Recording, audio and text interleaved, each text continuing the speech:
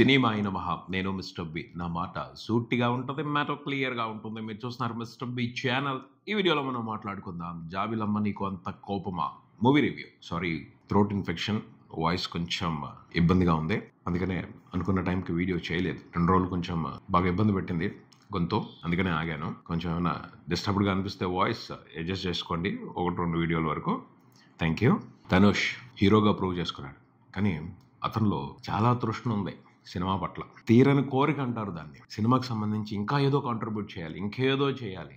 ఆ తపన తీరట్లేదు అతనికి. విపరీతమైన దాహంతో ఉన్నాడు. దాన్ని తీర్చుకోవడం కోసం సినిమాలో చాలా రకాలైన విభాగాలను అతను టచ్ చేస్తున్నాడు. డైరెక్షన్ చేస్తున్నాడు, కథలు రాస్తున్నాడు, పాటలు రాస్తున్నాడు, పాటలు పాడుతున్నాడు, యాక్ట్ చేస్తున్నాడు.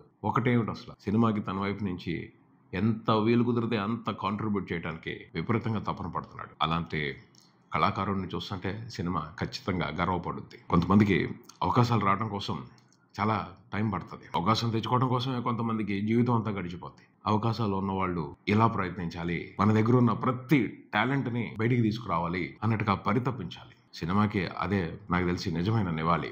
సినిమాని నమ్ముకున్న వాళ్ళు ఆ రకంగానే సినిమాకి తిరిగి ఇవ్వాలి అని అనిపిస్తూ ఉంటుంది. అలాంటి అవకాశం చాలా అరుదుగా మాత్రమే కొంతమంది కళాకారులకు దక్కుద్ది.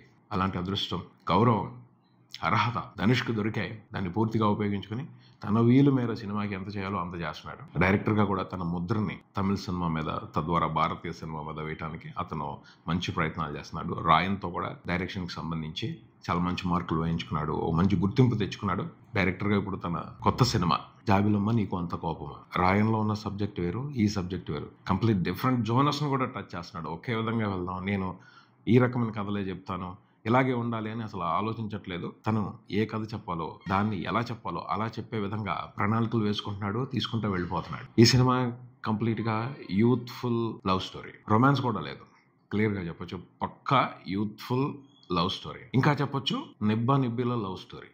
మెచ్యూర్ లవ్ స్టోరీ అని చెప్తాను నేను. మెచ్యూర్డ్ లవ్ స్టోరీ కూడా కాదు. టీనేజ్లో ఉన్న పిల్లలు, వాళ్ళ మధ్యన ఎలాంటి లవ్ స్టోరీస్ ఉంటాయో, వాళ్ళ ఆలోచనలు ఎలా ఉంటాయో, డెసిషన్లు తీసుకోవడానికి సంబంధించి ఎలా కన్ఫ్యూజన్ ఉంటుందో వాళ్ళ మనసుల్లో, ఆ స్టేజ్కి వెళ్ళి అలా ఆలోచించే ధనుష్ ఈ సినిమాని తీశారు. అదే కనపడింది సినిమా అంతా క్లియర్గా. పోతే చాలా వరకు ఇలాంటి సినిమాలు తీసేటప్పుడు కొత్త హీరోల్ని, కొత్త హీరోయిన్ని, పైకి రావాలనుకుంటున్న వాళ్ళని ఇంట్రడ్యూస్ చేస్తూ తక్కువ బడ్జెట్లో సినిమాలు తీయాలని చూస్తూ ఉంటారు. కానీ ధనుష్ తన సొంత బ్యానర్లో తను డైరెక్ట్ చేస్తున్నాడు కాబట్టి, డైరెక్టర్గా తన మార్క్ కావాలి కాబట్టి ఇంట్రెస్టింగ్గానే బడ్జెట్ పెట్టి ఈ సినిమాని కలర్ఫుల్గా, బ్యూటిఫుల్గా తీశారు అని చెప్పాలి. ప్రొడక్షన్ వైజ్, సాంకేతిక విభాగాల పనితీరు ఇవన్నీ చూసుకుంటే చాలా క్వాలిటీగా ఉన్నాయి, స్టాండర్డ్స్ ప్రకారం ఉన్నాయి.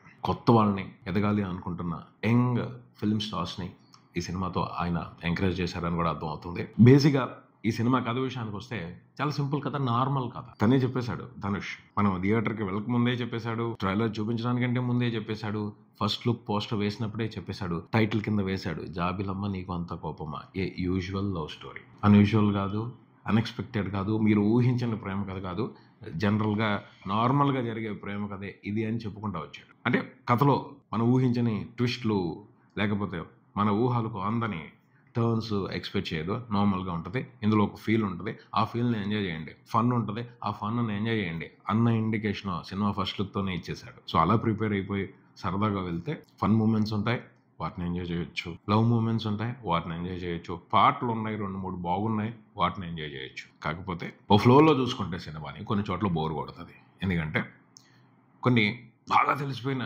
డీటెయిల్స్ అవడం మూలంగా వాటిని రిసీవ్ చేసుకోలేవు. అలాగే కొన్ని చోట్ల ఎమోషన్ కోసం తను అలా రాసుకుని ఉంటారు ధనుష్. కొంచెం లెందీగా సీన్స్ రాశారు. అవసరం లేని చోట కూడా కొన్నిసార్లు ఏమవుతుందంటే రైటర్స్, డైరెక్టర్స్ ఇక్కడ ఏదో మనం ఒక ఫీలింగ్ ఇచ్చేస్తున్నాం, ఒక అద్భుతమైన ఫీలింగ్ ఆడియన్స్కి కనెక్ట్ చేస్తున్నామని వాళ్ళు ఒక రకమైన ఎజంప్షన్లో ఉంటారు. క్లియర్. కొన్నిసార్లు జడ్జ్ చేయడం కుదరదు కొన్ని సిచ్యువేషన్స్ని, అవి అలా డ్రైవ్ చేస్తూ ఉంటాయి. అలాంటి సిచ్యువేషన్స్ కొన్ని ఉన్నాయి. దాని మూలంగా అక్కడక్కడ సినిమా బోర్ కొట్టింది. కానీ ఓవరాల్గా మాత్రం రెగ్యులర్ ఇంటర్వెల్స్లో ఇంట్రెస్టింగ్ మూమెంట్స్ ఉంటాయి, ఇంట్రెస్టింగ్ ఫన్ మూమెంట్స్ ఉంటాయి, ఇంట్రెస్టింగ్ లవ్ మూమెంట్స్ ఉంటాయి. వాటిని ఎంజాయ్ చేస్తే వెళ్ళచ్చు. కాకపోతే అవన్నీ రెగ్యులర్గా ఉంటాయి. పోతే నా ఉద్దేశం ఏమిటి అంటే, ఇలాంటి సినిమాలని ఎంటర్టైన్ చేయాలి అంటే అదిరిపోటు ఆర్టిస్టులు, అంటే వాళ్ళ యాక్టింగ్తోనూ, వాళ్ళ కామెడీ టైమింగ్తోనూ మెస్మరైజ్ చేసే ఆర్టిస్టులు ఉన్నారు అనుకోండి, నెక్స్ట్ లెవెల్ తీసుకెళ్తారు ఇలాంటి కథని, ఇలాంటి స్క్రీన్ ప్లేని. అలా ఈ సినిమాలో ఉన్న ఫన్ అని కొత్త వాళ్ళు అవడం మూలంగా వాళ్ళు ప్రాక్టీస్ చేసుకుని కొంతవరకే ఆ ఫీల్, ఎమోషన్ ఇవ్వగలిగారు అన్నది నా ఒపీనియన్. కంప్లీట్ ధనుష్ మాత్రమే మ్యాజిక్ చేసేసాడు ఈ సినిమాలో అని చెప్పను. ఆ అవకాశం తీసుకోలేదు. మ్యాజిక్ అయితే జరగలేదు. నడిచిపోయిన సినిమా బాగుంది, చూసినంతసేపు టైం పాస్ అయిపోతుంది. సరదాగా ఉంది, అక్కడక్కడ కొన్ని కామెడీ టైమింగ్స్ బాగున్నాయి అని అనిపించేది. కానీ నా ఉద్దేశం ఏమిటి అంటే నిజంగా ఒక మార్క్ చూపెట్టాలి, ఒక మ్యాజిక్ చేయాలి అంటే దిల్ చాతా హై ఆ తరహా ఇంపాక్ట్ ఇవ్వగలిగితే బాగుండేదేమో అనిపించింది ఈ సినిమాతో. ఆ కథ చెప్పమని కాదు నా ఉద్దేశం, ఆ తరహా ఎంటర్టైన్మెంట్ని ఈ సినిమాతో ప్లాన్ చేసుకుని ఉన్నట్టయితే కొంచెం ఇంపాక్ట్ఫుల్గా ఉండేది, కొంచెం ఎక్కువ రోజులు గుర్తుండేది ఈ సినిమా అని అనిపించింది. అంతే తప్పించి ధనుష్ టాలెంట్ని తక్కువ చేయడం అయితే కాదు. కాకపోతే ఓ స్పెషల్ మ్యాజిక్ లేదు ఈ సినిమాలో, అది మిస్ అయింది.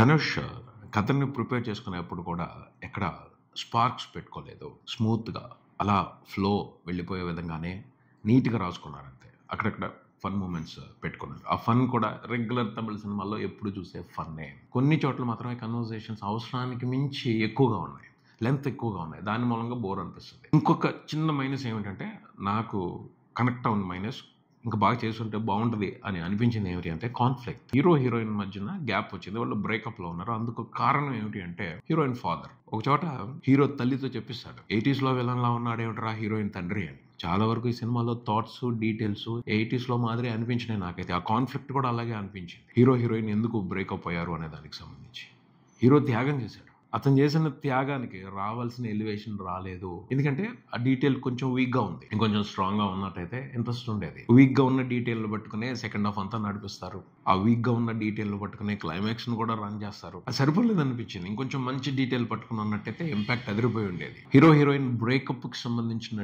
డీటెయిల్ స్ట్రాంగ్గా ఉన్నట్టయితే ఖచ్చితంగా సెకండ్ హాఫ్ డ్రామా అదిరిపోయి ఉండేది. అయినప్పటికీ కొన్ని ఫన్ మూమెంట్స్తో ధనుష్ ఎంటర్టైన్ చేయడానికే ట్రై చేశాడు. ఆ పైన ధనుష్ ఇంకొక ఇంట్రెస్టింగ్ మ్యాటర్ తన కథలో చెప్పడానికి ట్రై చేసింది ఏమిటి అంటే లవ్ క్రాస్ ఓవర్స్.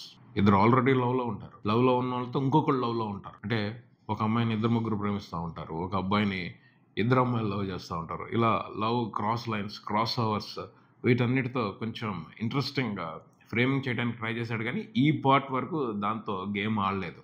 తను సినిమా చివరిలో సెకండ్ పార్ట్ కూడా ఉంటుంది, దాంట్లో ఈ లవ్ క్రాస్ ఓవర్స్తో ఇంట్రెస్టింగ్ గేమ్ ఆడతాను అన్నట్టు హింట్ ఇచ్చాడు. బాగుంది, అది బాగుంది. అసలు ఆ గేమే ఈ సినిమాలో పెట్టున్నట్టయితే ఇంకా ఇంట్రెస్టింగ్గా ఉండేదేమో. సెకండ్ పార్ట్ తీయడానికి ఛాన్స్ ఉంటే సెకండ్ పార్ట్ తీస్తే ఆ లవ్ క్రాస్ ఓవర్స్తో ఇంట్రెస్టింగ్ గేమ్ కనుక తను సెట్ చేస్తే అది బాగుంటుందని నాకు అనిపిస్తుంది ఈ సినిమా కంటే కూడా. జీవి ప్రకాష్ కుమార్ మ్యూజిక్ చాలా బాగుంది. Golden sparrow already hit, on screen మీద బిగ్ స్క్రీన్ మీద ఆ పార్ట్ని ఎంజాయ్ చేయడం ఒక ఇంట్రెస్టింగ్ ఫీల్ ఉంటుంది. ఓవరాల్గా ఏంటంటే నేను చెప్పేది ఒకటి, ఈ సినిమాకి సంబంధించి సరదాగా ఉంటుంది, టైం పాస్ అవుతుంది. But don't expect too much, ఎక్కువ ఎక్స్పెక్ట్ చేయొద్దు. కొంచెం మన థాట్స్ని పక్కన పెట్టేసి ఒక నార్మల్ లవ్ స్టోరీని చూసాం అనుకున్న ఫీలింగ్లో వెళ్ళిపోతే కొంతవరకు సాటిస్ఫై వస్తాం. కదా ఎంత సాటిస్ఫై అవుదామని ట్రై చేసినా సరే కొన్ని డ్రాబ్యాక్స్ ఉంటాయి, అవి డిస్టర్బ్ చేస్తాయి. ఓకే మూవీ అని అనిపిస్తుంది ఓవరాల్గా అయితే మాత్రం. That's it. మరో వీడియోతో మళ్ళీ కలుద్దాం. ఈ వీడియో మీకు నచ్చితే లైక్ చేయండి, మీ ఫ్రెండ్స్తో షేర్ చేసుకోండి, మీ అభిప్రాయాన్ని కామెంట్ చేయండి, ఈ ఛానల్ని సబ్స్క్రైబ్ చేయండి. నేను mister big, keep watching mister B channel. Thank you.